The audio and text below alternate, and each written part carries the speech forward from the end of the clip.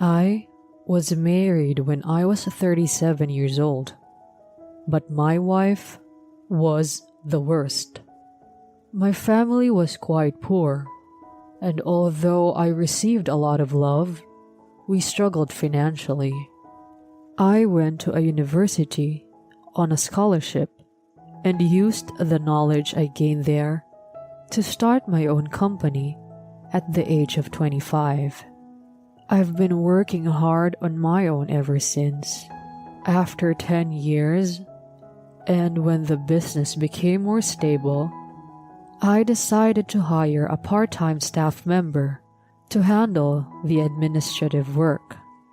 My wife came for an interview, and she told me about her struggles as a divorced mother. I hired her immediately as I empathized with her experience. My wife was a hard worker when she started working for me. Although she had no previous work experience, she quickly learned and was able to handle everything on her own. Actually, at that time, my company was growing rapidly and getting pretty busy. Industry publications were requesting interviews, and from my wife's perspective, I must have appeared as an impressive person.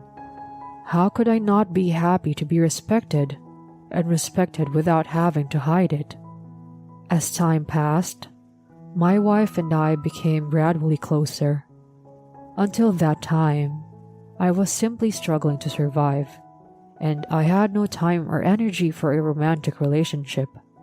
So my wife, who had a carefree and playful nature, seemed refreshing to me.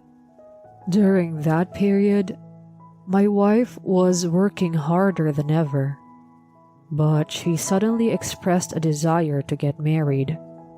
She started coming over to my place to help with household chores. It was almost like we were in a relationship. We spent weekends together, and sometimes her daughter came along. As her daughter started to grow fond of me, I became more and more smitten with my wife. One day, while we were living like that, my wife suddenly said, "It's a waste to pay rent for a place where I only sleep." As a joke, I asked her, "Do you want to live here?" And she replied, "Sure. Do you want me to?" I never expected her to actually move in, so I was quite surprised. However, I opened up a room that was being used as a storage room and let her and her daughter live there. From an outsider's perspective, it might have looked like we were living together, but we didn't have that kind of relationship. "I'm sorry, but I have a daughter." I understood her concerns and respected them, but she kept saying she wanted to get married. Looking back now, it was definitely strange. But as someone who had no experience with romance, I ended up proposing even though we weren't officially dating. I had never even kissed my wife, and she had not even said she loved me. But at that time, I was completely thrilled. My wife was happy to get married, but she said she wanted to quit her job once we were married. I was surprised because she used to be such a hard worker who loved her job. But she told me, "I've always wanted to be a full-time housewife." So, I hired another employee and planned to get married as soon as the handover could be completed. The new hire was a handsome young man. My wife took on the role of training him, so I was able to continue working outside the office as before. The new hire was quite talented and quickly became independent in his work. I told my wife that she didn't have to worry, but she kept saying, "No, he's not ready yet," and was hesitant to quit.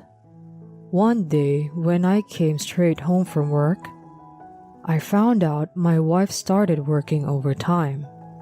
It's impossible to finish all the work while training someone.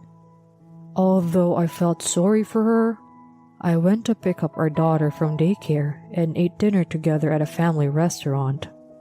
Spending time with my daughter was fun, but my wife was still fixated on the new hire, and there was no sign of us getting married.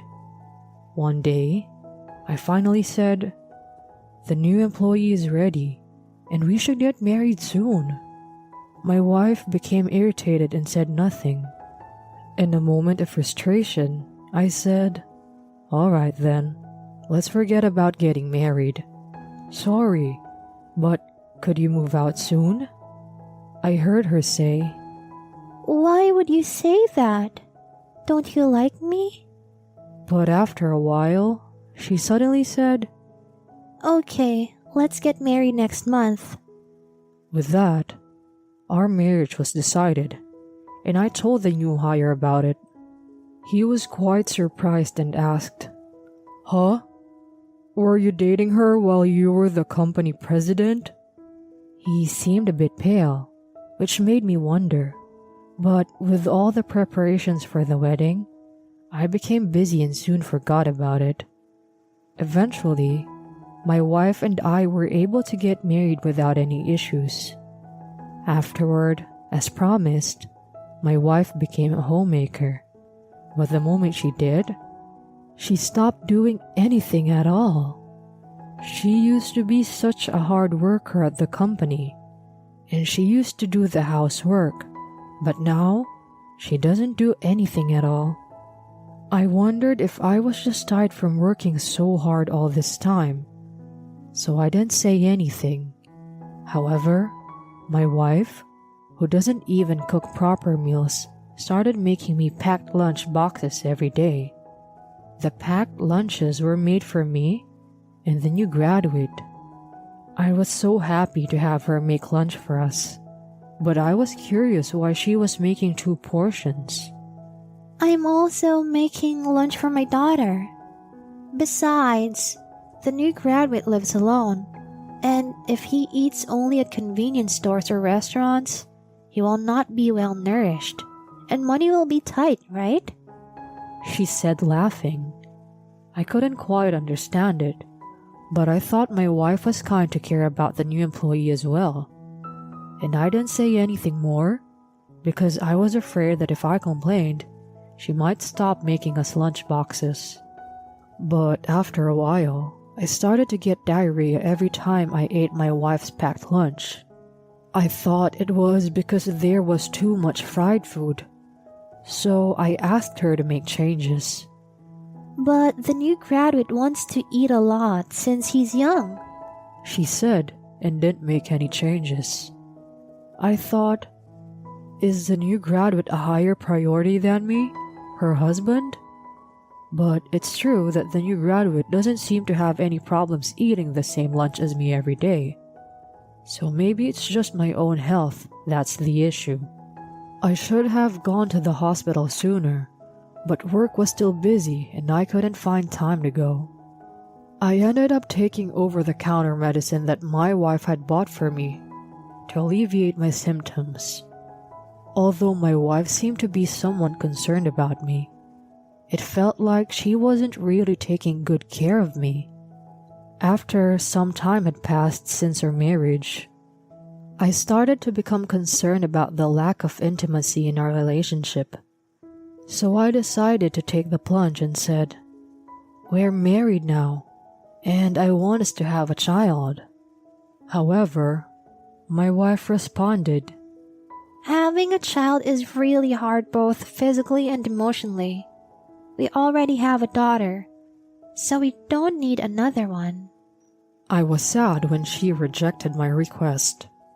Hearing her response, I didn't know what to do, and since we were still sleeping in separate rooms, I couldn't do anything.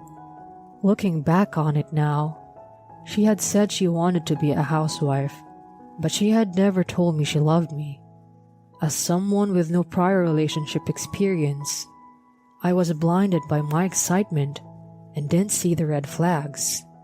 I realized that my wife must have been after my money, so I decided to hire a private investigator.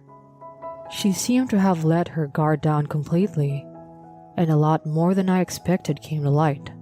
What shocked me the most was that she and the new graduate were involved and had a child together. Since the new employee had mentioned having a girlfriend when he joined the company, I never thought to suspect him of having an affair with my wife. I regretted not gathering more information before getting married, but there was no use in despairing. I decided to divorce while the wound was still fresh. I continued to live as usual for a while to gather decisive evidence of the affair.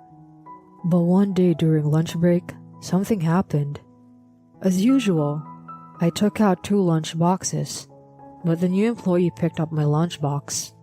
It was usual for me to hand over the lunchbox, but he seemed to be too hungry and couldn't wait.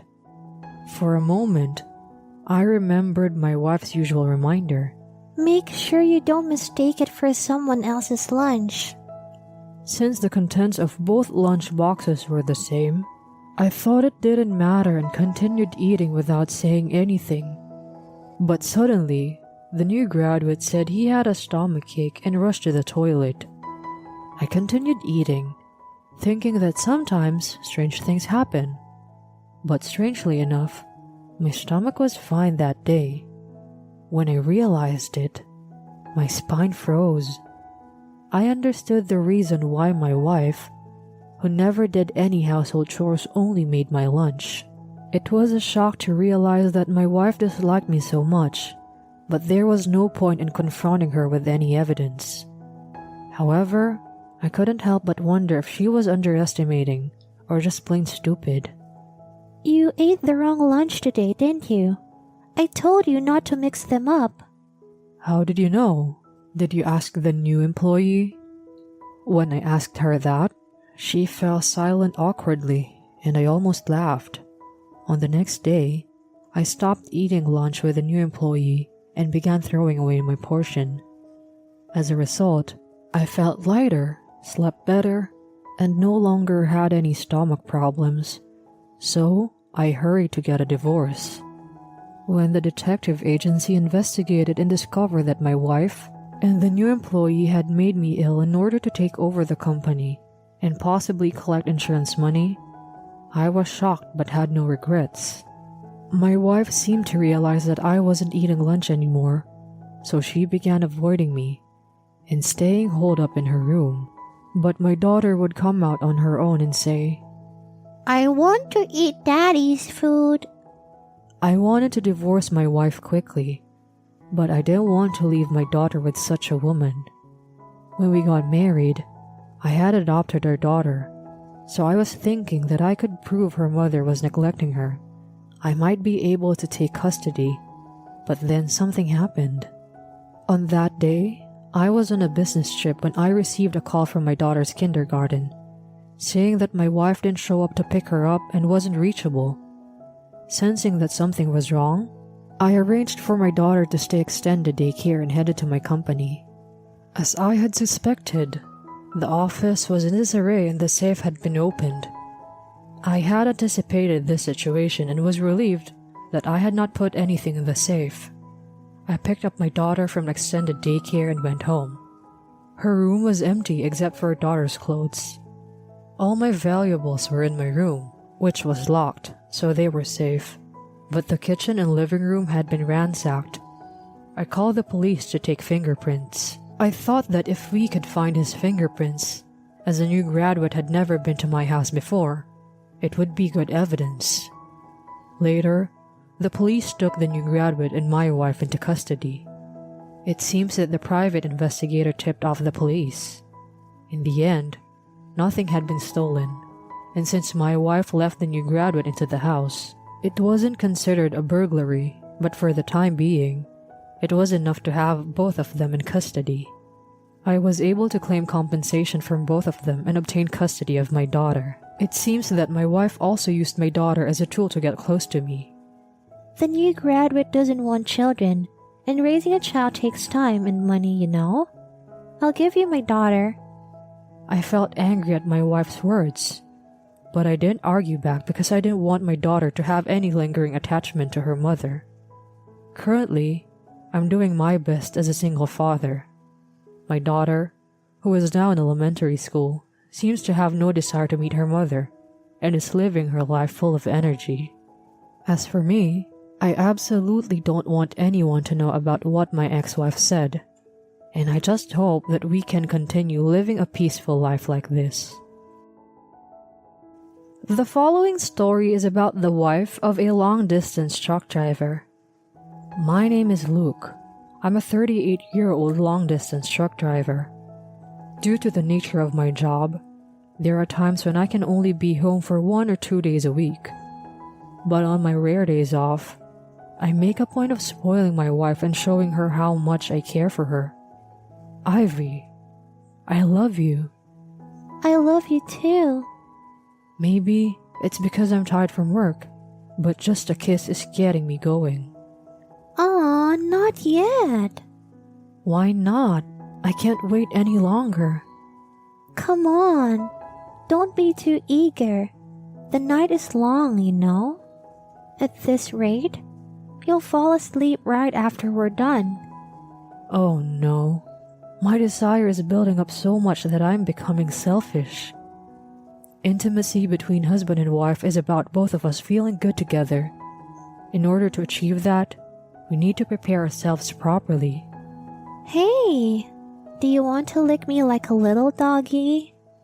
Yes, I do. I mean, woof woof. Haha, good boy, good boy. Here's your treat. You waited so patiently. Now, go ahead and enjoy it. Woohoo! Ruff, ruff. It had been the appearance of a starving hunting dog, or perhaps that of a castaway stumbling upon a puddle of water in a vast desert.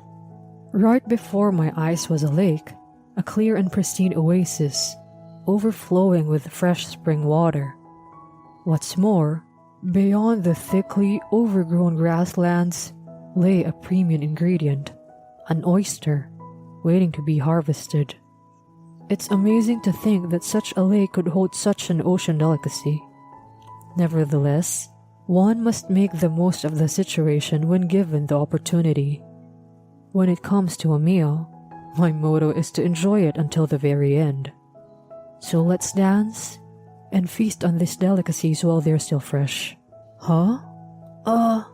It stinks. What do you mean? Sorry to disappoint anyone who was expecting something sexy. Our love-making ends here, I'm afraid. But please, hear me out and don't get mad. I wanted to go all the way too. But it stinks. It's incredibly smelly. Ivy's oyster. Sure, the real thing can be a little fishy tasting when eaten raw. But Ivy's was 100 times worse. I'm sorry. Maybe it's just not going to happen tonight. Huh? Why not? You're usually more into it than this. Today, I just don't feel like it. What? But you just said it stinks. And the moment you got close to my genitals, you screamed, "It stinks," and fell backwards. It's not like that. Maybe I'm just tired or something. But suddenly I'm not in the mood. Either way, it's not a good sign. And are you laughing a little? What? No, I'm not laughing. I'm just feeling sympathetic. That's all. And it still smells, doesn't it? I tried my best to console Ivy, who was in shock and feeling distraught, and decided to be honest about the fact that her genitals had a strong odor. I was hesitant to speak the truth, unsure whether or not it was the right thing to do.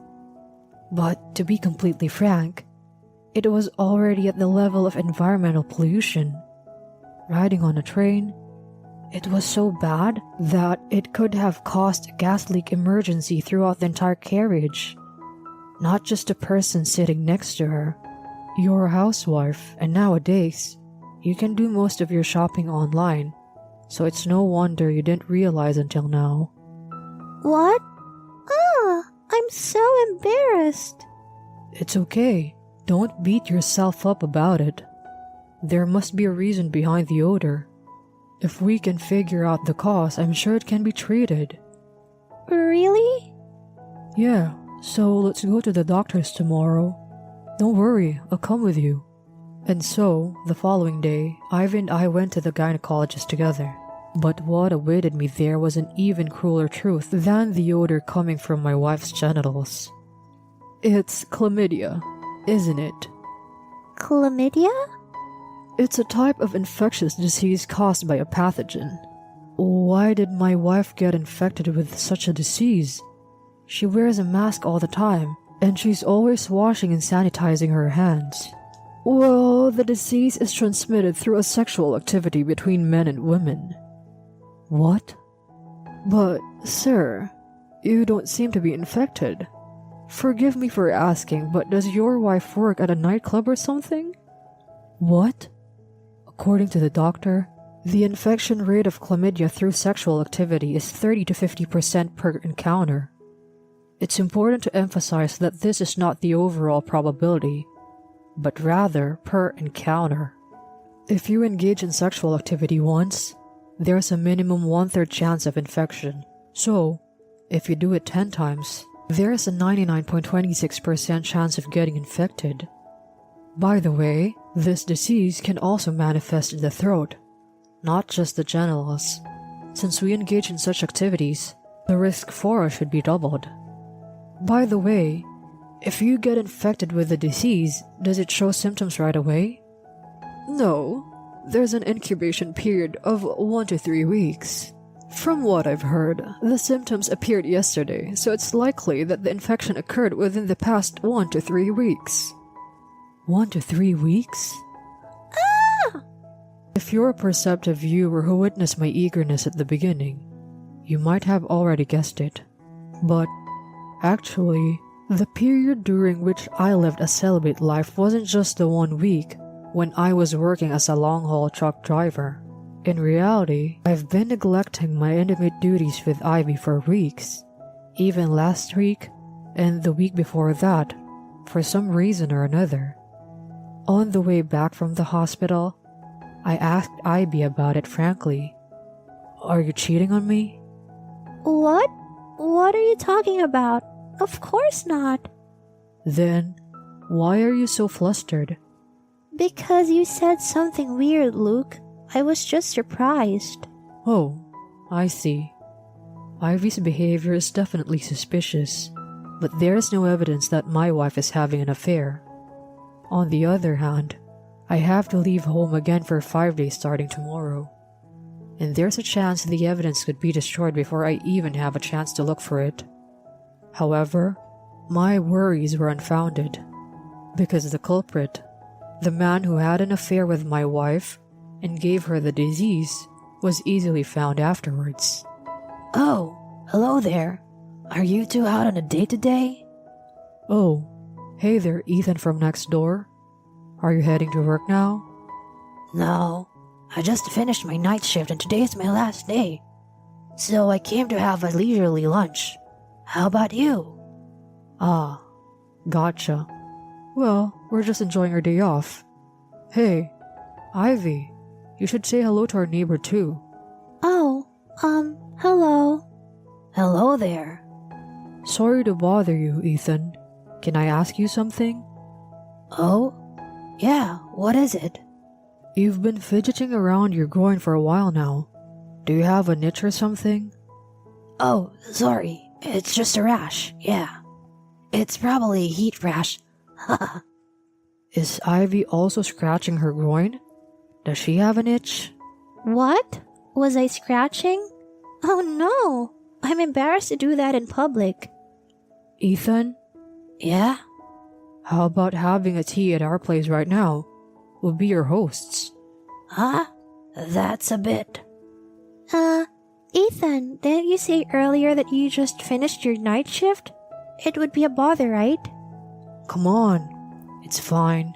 Is there any reason why the three of us can't have tea together? No, not really. Luke, Why are you suddenly saying such weird things? Then, just follow us silently. You know why I'm inviting you for tea, right? Yes. Apparently, chlamydia is a disease that is difficult to recognize symptoms of, but it seems that Ivy and Ethan are just more prone to noticing symptoms due to their body type, and their type is more likely to cause symptoms of itching and bad odor. In other words, Ethan from the neighboring room was the one who had an affair with Ivy. At first, both of them denied having an affair, but when I said, "Then, let me ask around the neighborhood if there are any other people with chlamydia," they reluctantly admitted that they had been in a relationship since 6 months ago.